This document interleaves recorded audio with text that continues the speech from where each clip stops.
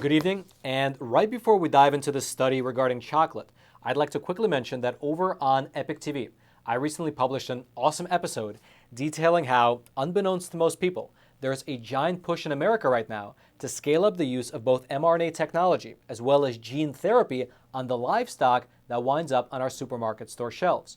Meaning that whether it's beef, pork, lamb, chicken, or turkey, the meat that you're buying from the store could very soon contain the remnants of mRNA-based vaccines that the animals were treated with. And that, by the way, is if they don't already contain them. If you'd like to check out that awesome episode, the link to it will be right there at the very top of the description box below. Now, getting back to today's topic, according to this new study right here, which recently came out of Consumer Reports, many of the chocolate brands that Americans buy from the supermarket, well, they contain high levels of toxic metals, including things like cadmium as well as lead. And these, by the way, are not some Chinese imported off-brand chocolates. Instead, these researchers were looking into some of the most popular brands throughout the country, the ones that are very likely in your cupboard right now. Things like Hershey's, Dove Chocolate, Trader Joe's, and so on and so forth. Now, to start with, the researchers here were looking specifically at dark chocolate, which, if you think about it, is a little bit ironic since many people choose dark chocolate over alternatives like, for instance, milk chocolate because of the supposed health benefits, including things like antioxidants, as well as the fact that dark chocolate tends to have less sugar. However, for many years now, the chocolate industry has been grappling with a certain problem. The fact that, for one, heavy metals are difficult to remove during the production process, and secondly, the fact that metals like lead are introduced into the chocolate during the manufacturing process.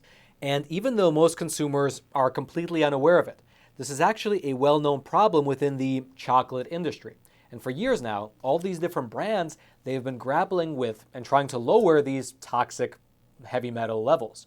And so in order to, you can say, test their progress, the researchers over at Consumer Reports, they bought 28 brands of chocolate that are commonly available throughout the country in order to measure the amount of heavy metals. And what you might find surprising is that they detected both cadmium as well as lead in every single one of them. However, the amount of cadmium and lead actually differed from brand to brand. For instance, take the example of a very popular brand like Godiva's Signature Dark Chocolate. You can find it in many supermarket checkout aisles across the nation. And as you can see, the results from the laboratory analysis found that this particular brand had a stunning 146% lead. Now you might be asking yourself, 146% of what? Well, here's how the researchers described it in their paper. Quote, "To determine the risk posed by the chocolates, we used California's maximum allowable dose for lead, which is 0.5 micrograms, and cadmium, 4.1 micrograms. We use those levels because there are no federal limits for the amount of lead and cadmium most foods can contain, and our scientists believe that California's levels are the most protective available.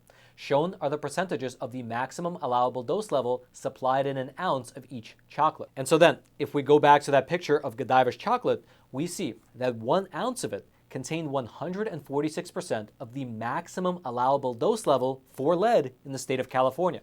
Then if we do the math, if we actually crunch the numbers, that means that an ounce of Godiva contains 0.73 micrograms of lead, which is really, you can say, giant problem for two very distinct reasons. The first is that an ounce of chocolate is not really that much. Up on your screen is what an ounce of chocolate actually looks like. And so an entire chocolate bar can contain anywhere from 3 to 5 times that much. And second of all, according to the FDA, as much as you can trust them, the daily safe limit for a child is 2.2 micrograms of lead per day, meaning that eating a bar of chocolate puts the child at their daily limit of lead. That's, of course, not even considering any other food that they eat or anything else in their environment. Just the chocolate bar alone puts them at that threshold. Now, obviously, this does not just affect Godiva. As we mentioned earlier, these researchers tested 28 different national brands. And so, in terms of which brands were better than others, let's take a look at the results of their research. And the best way to do so is by grouping the different brands, different chocolate brands together into 4 separate categories. And for your reference, I'll leave each category on screen for a few seconds. That way, you can take a screenshot and compare them against the brands that you might have in your home. Now, the first category, as you can see up on your screen, are the brands that were found to be the safest. These include things like Mast, Taza, Ghirardelli, and Valrhona. But notice something. Despite being quote-unquote the safest, all those brands do contain both lead and cadmium. They just happen to be at lower levels than the maximum allowable dose level for the state of California. Then the next group are the brands that were found to be high in cadmium. As you can see up on your screen, this includes brands like Beyond Good, Equal Exchange, Lind, Scharfenberger, Alter Eco, Pascha, and Dove brand promises deeper dark chocolate. Then the next category are the brands that were found to be high in lead.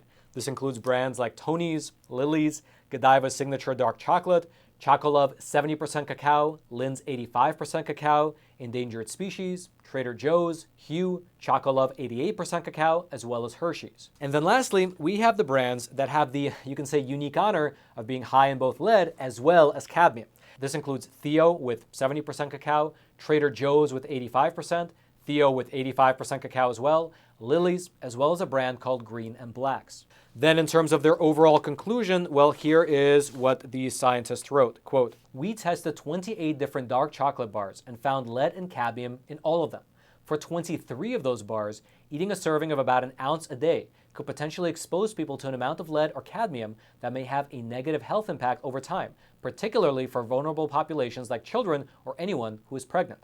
5 of the bars we tested exceeded that threshold for both lead and cadmium." Now at this point, you might be saying to yourself, okay, Roman, this is good to know, but those are only 28 different brands that were tested. What about the hundreds of other brands that are on supermarket store shelves across the country? Well, fortunately, we're in luck, because last year, a different organization called As You Sow, which is a non-profit, you can say environmental group, they conducted a similar independent study, but they actually tested over 469 chocolate products. Now, because that's too many to go through in one episode, on your screen right now, I will flash through the lab results of all the 469 products that they reviewed. If you'd like to, you can actually pause the video at any moment and take a screenshot of anything that happens to catch your eye. In passing, I will mention that this particular test from last year, it found that over 60% of the chocolate products contained lead and or cadmium levels that were above that safety threshold that we discussed earlier, which is, well, it's pretty shocking to say the least. However, the story gets a lot deeper than that, which we'll get into right after I introduce the sponsor of today's episode, which is the company that sold me this beautiful coin. This right here is an American Walking Liberty 1-ounce gold coin. And typically, I order at least one of these from our sponsor, American Hartford Gold, every single month. The reason I do so is because, as you likely know, the inflation rate in this country is the highest that has been in, the last 40 years now. Everything such as the price of gas, food, lumber, housing, everything is going through the roof, and the money printers are not seemingly being turned off, and therefore, likewise, the inflation rate will continue to increase. However, I don't give any financial advice, but what I would recommend is that you do what I do, which is buy physical gold and silver, which can be delivered directly to your doorstep or deposited directly into your IRA account or your 401k account. Frankly, they make the entire process super simple. And so with just a single phone call to American Hartford Gold, you can get the process started. They have super friendly staff. And the best part is that to our viewers, the viewers of Facts Matter, they will give you up to $1,500 worth of free silver on your first order. All you have to do is give them a call. So give them a call. It's 866-242-2352. That's 866-242-2352. Or you can just text the word Roman to 65532. American Hartford Gold, thank you so much for sponsoring this episode. Now, Roman in the studio, back to you. If you'd like to dig through the results of either one of those two studies for yourself, I'll throw the links to both of them. They'll be down in the description box below this video so you can peruse them at your own leisure. And all I ask in return is that you take a quick moment to smash those like and subscribe buttons, which quite literally forces the YouTube algorithm to share this information out to ever more people.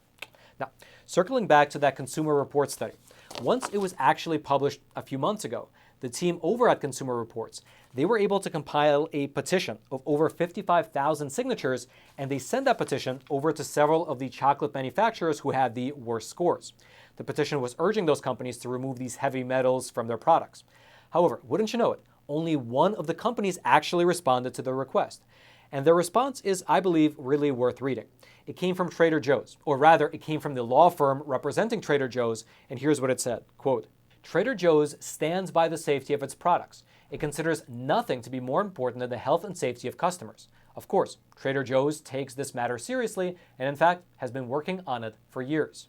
And it's that last sentence, the one where they say they've been working on it for years, that I believe is the most interesting, because it reveals a truth that many consumers of chocolate are not aware of, which is the, you can say, dark side of cacao. Because you see, the chocolate that we buy from the store is made up from the cacao bean, which has two main components. It has the cacao solids and the cacao butter. Taken together, this is called generally cacao.